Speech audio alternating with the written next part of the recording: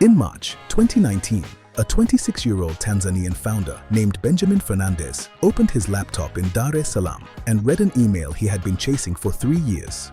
Y Combinator, the Silicon Valley accelerator that had passed on him 4 times in a row, was finally inviting him in.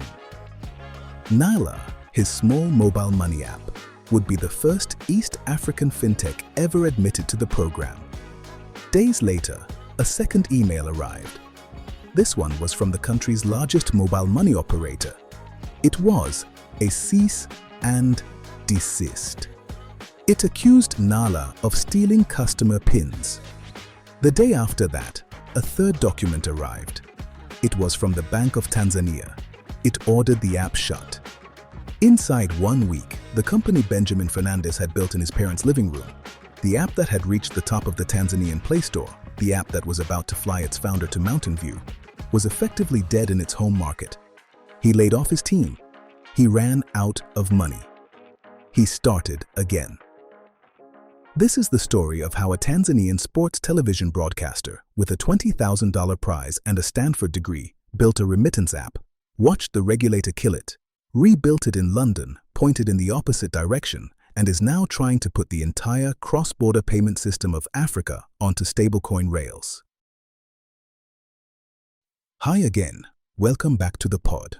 My name is Farouk, and today we are going deep into the story of Nala, how a sports television broadcaster from Dar es Salaam built a remittance app in his parents' living room, watched the Bank of Tanzania shut it down inside a week of Y Combinator accepting him, rebuilt it in London, pointed in the opposite direction, and is now wiring Africa's cross-border payment system onto stablecoins. Let's get into it. To understand Nala, you have to begin in Dar es Salaam, in the home of a Tanzanian pastor and his wife. Benjamin Fernandez was born on the 25th of November, 1992, in Tanzania's largest city. His father, Vernon Fernandez, was a pastor. His mother, Annie, ran the household. The family put their son through Haven of Peace Academy, a private school overlooking the Indian Ocean, on a scholarship. He was not, in the conventional sense, a child of money. What he was, from very early on, was a presence on television. At the age of 17, Benjamin started working at Agape Television Network, where his father served as a director. Within a few years, he had moved into national broadcasting. In the summer of 2012, at the age of 19, he covered the London Olympic Games for Tanzanian national television, becoming one of the youngest national sports presenters in the country's history. He would later host on CNBC Africa, on Clouds Television, and on TV1 Tanzania. Long before he was a fintech founder, Benjamin Fernandez was, to the average Tanzanian, the calm face on the sports desk. The pivot from broadcasting to business school was not obvious. In 2014, the Stanford Graduate School of Business announced a new program called the Africa MBA Fellowship. It would fund 8 African students through Stanford's 2-year MBA on full scholarships worth roughly $160,000 each. Roughly 8,000 Africans applied. Benjamin Fernandez was one of the 8 selected. He was the first Tanzanian ever to receive it. He arrived in Palo Alto in the autumn of 2015. By the summer of 2016, he was interning at the Bill and Melinda Gates Foundation on the Financial Services for the Poor team in Seattle. That was where he saw, up close, the data on how broken mobile money was for the people who actually used it. The product the Gates Foundation team was studying, and the product Benjamin Fernandez himself had been using since secondary school, was USSD, the Unstructured Supplementary Service Data Menu. The flickering green text-only interface every African mobile money user remembers, the one accessed by dialing a star, a number, a hash, and then navigating by typing single digits through nested menus. To send money from a Vodacom M-Pesa account in Tanzania required, in the late 2010s, as many as 46 keystrokes. The phone number, the amount, the PIN, the confirmation. 46 chances to make a mistake. 46 reasons the average user would just hand the phone to a younger relative who could navigate it faster. Benjamin's thesis was simple. The technology was fine. The interface was broken. If somebody built a clean app on top of the USSD rail, the same way Robinhood had built a clean app on top of brokerage rails, Hundreds of millions of African mobile money users would adopt it within a year. In June 2017, he graduated from Stanford. On graduation day, he won the Francis and R.J. Miller Award for Social Innovation. The prize was $20,000. He took the money home to Dar es Salaam and put it directly into the company. That summer, he flew to Seattle to meet an engineer named Sam Castle, an early career fintech developer he had been introduced to through the Gates Foundation network. They agreed to build the first version together. Sam would write the code from Seattle. Benjamin would handle the product, the regulatory work, and the market in Dar es Salaam. The first office was the family living room. A few months later, in October 2017, Benjamin received another piece of news. He had been admitted to a Harvard Kennedy School executive program on a full scholarship. He was the youngest person ever accepted. He flew to Cambridge, completed the program, and then flew back to Tanzania to keep building the app. The product he and Sam Castle launched was called Nala, the Swahili word for gift. The promise was clean. Send money on Tanzanian mobile money in 10 seconds instead of 46 digits. Works offline. Works on a basic Android phone. Free for the user. The first version of Nala launched commercially in Tanzania in early 2018. It was, as a piece of consumer software, a quiet miracle. A user could send money to another mobile money account in about 10 seconds. The app worked offline. It did not require an internet connection. It ran on the cheapest Android phones available in Dar es Salaam. The market noticed immediately. Inside a year, Nala had climbed to number 1 on the Tanzanian Google Play Store. The download counter crossed 100,000 users. The product was not yet making any money, but the founder had built something with the clearest possible signal of consumer demand. The one signal that, in 2018, was supposed to open every door in Silicon Valley. The door Benjamin Fernandez wanted opened was Y Combinator. He applied. He was rejected. He applied again. He was rejected again. He applied a third time. Rejected. He applied a fourth time. Rejected. By 2019, 4 of his applications had been declined. The 5th one was accepted. Nala would be the first East African fintech ever admitted to the Y Combinator program. The acceptance email arrived in early 2019. Benjamin Fernandez booked a flight to Mountain View. Days later, a different email arrived in his inbox. It was from Tanzania's largest mobile money operator, widely reported as Vodacom M-Pesa, the country's dominant incumbent. It was a cease and desist.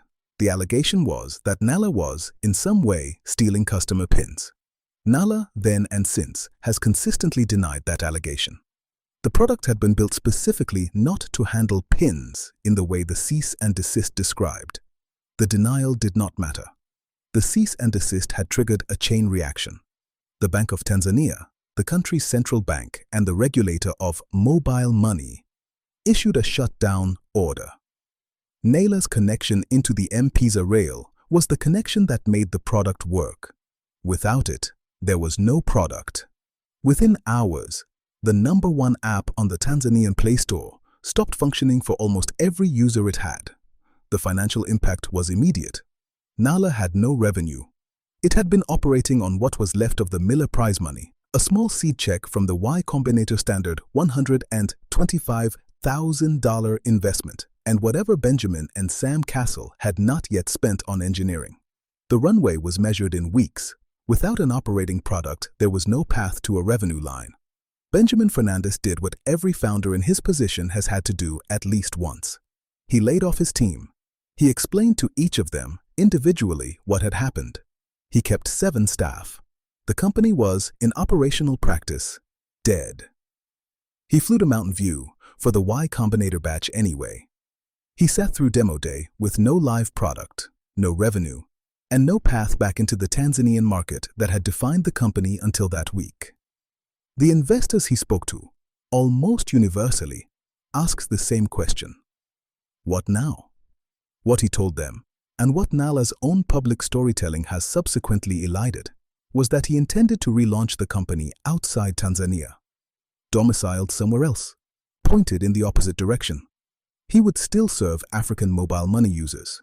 He would just no longer try to do it from inside an African market that had now made the cost of doing so unsurvivable. Nala's own Our Story page treats 2021 as the founding year of the company. It is a clean editorial choice.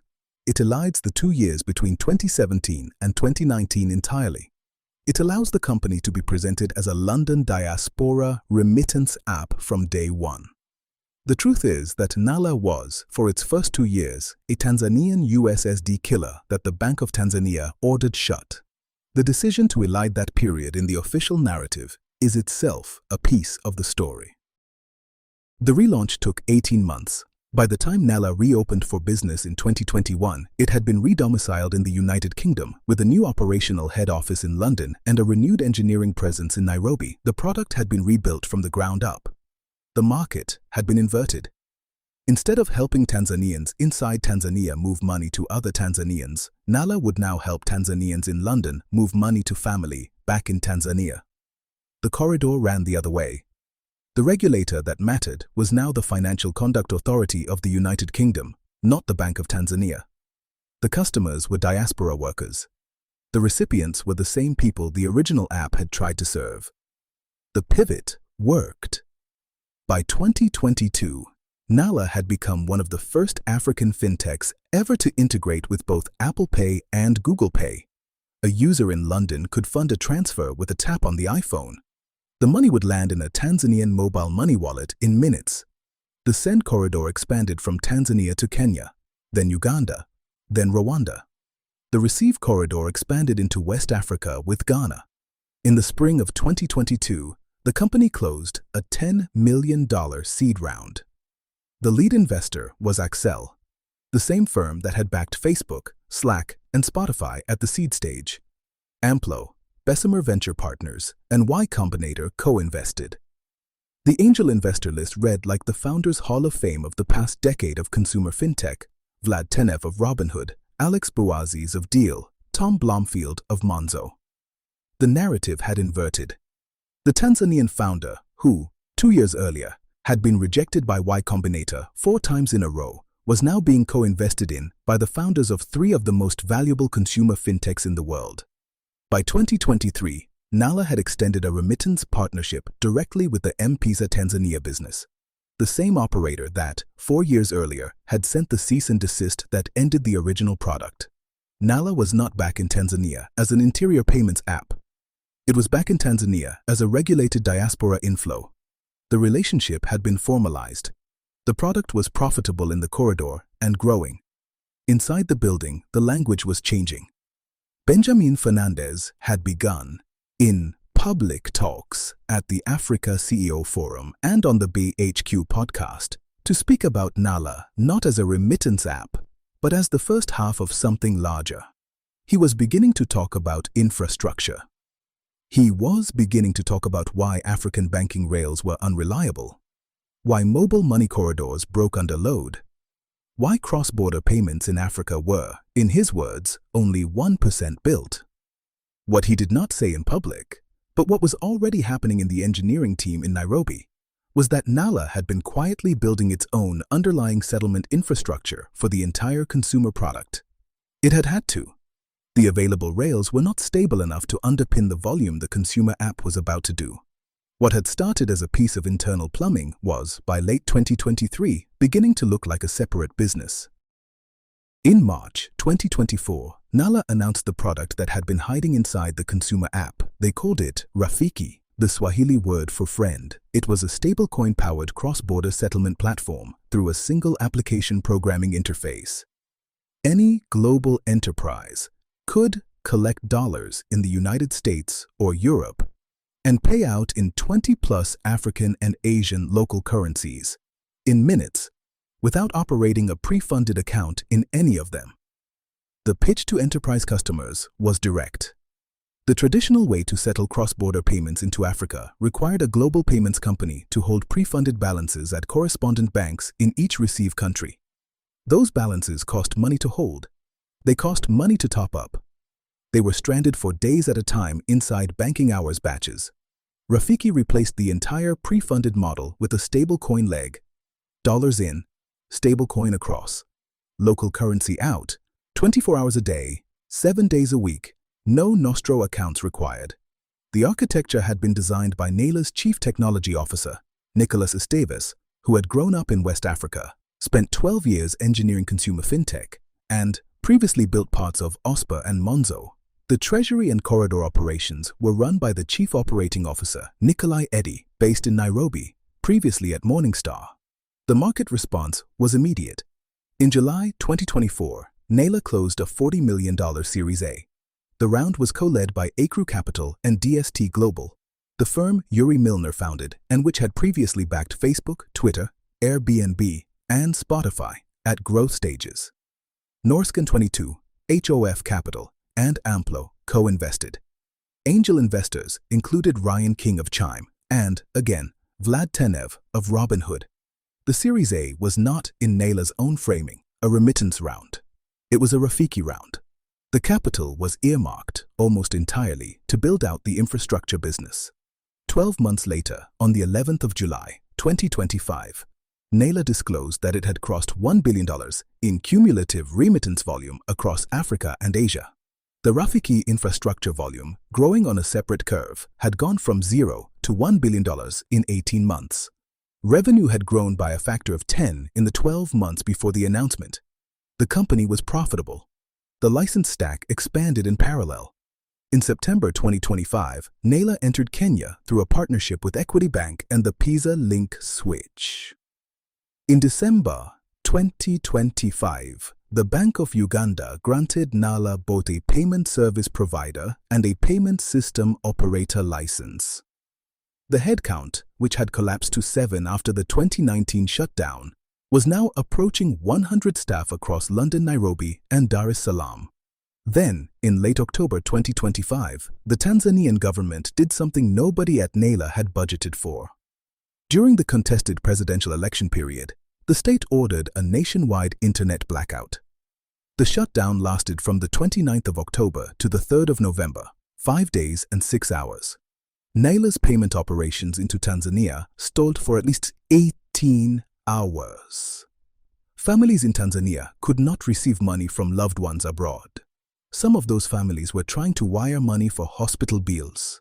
Benjamin Fernandes went public.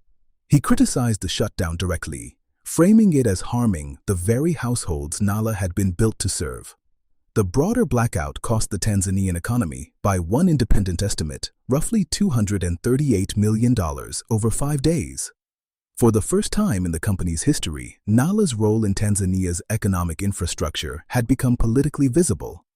The product that the Bank of Tanzania had shut down in 2019 had, in 2025, become a thing the country could measurably feel the absence of. The first half of 2026 has been the busiest stretch in Naila's history. In January 2026, Naila partnered with a stablecoin payments firm called Noah to launch a settlement network targeting what the two companies estimated as an $850 billion annual liquidity gap in Africa-Asia trade. In March 2026, the Central Bank of Nigeria granted Naila an international money transfer operator license with direct integration into the Nigeria interbank settlement system. It was the 14th global license on Naila's wall. In April 2026, MoneyGram, for half a century one of the dominant correspondent banking remittance networks in the world, announced that it would use Rafiki for stablecoin-powered payouts into Africa and Asia. The partner that had once been the obvious competitor was now the headline customer. In May 2026, Naila closed a $50 million credit facility from a firm called Liquidity, backed by the Japanese megabank MUFG. The facility starts at $25 million and scales up to $50. Its single purpose is to pre-fund the dollar leg of Naila's stablecoin corridors, so that the local currency payout can land on the recipient's mobile money wallet before the dollar settlement clears. The same announcement contained a single, almost casual phrase about Naila building, in Benjamin Fernandes's words, a next-generation neobank. Where the company goes from here is the open question. The Rafiki book is growing 30 times faster than it was 12 months ago. The consumer book is profitable and approaching 500,000 users. The license stack now reaches into the 4 largest African economies. Fernandes has, since his Stanford years, talked publicly about wanting to take Nala public on the New York Stock Exchange, the first Tanzanian founded technology company to do so. The Jumia listing of 2019 is the cautionary tale that hangs over that ambition. The flutterwave indecision of the last 3 years is the live case study. 8 years after his parents' living room, 9 years after a $20,000 Miller Prize, 7 years after the Bank of Tanzania ended the original product inside a week of Y Combinator accepting it, Benjamin Fernandes is running a profitable 14-license, 2-business fintech company that is openly trying to put the cross-border payment system of Africa and Asia onto stablecoin rails. Nala is no longer a remittance app. It is no longer only an infrastructure provider. It is, in the slow way these things happen, becoming a piece of African economic plumbing. That is where Nala stands today. A company that was shut by its own regulator in its own city, that rebuilt itself from a different city pointed in the opposite direction, that learned in the process that the rails it needed did not exist, and that has spent the last 2 years building those rails for everybody else. The original product was a gift. The new product is a friend. The market it is building for is the same one it was always for. This is Asili Africa. Every empire has an origin. That is the story. And like every story worth telling, this one is still being written. If this episode made you see something differently, share it with someone who needs to hear it. I am Farouk. This is Asili Africa. Every empire has an origin. Now you know this one. So start building, because yours might be tomorrow's origin story. See you on the next one.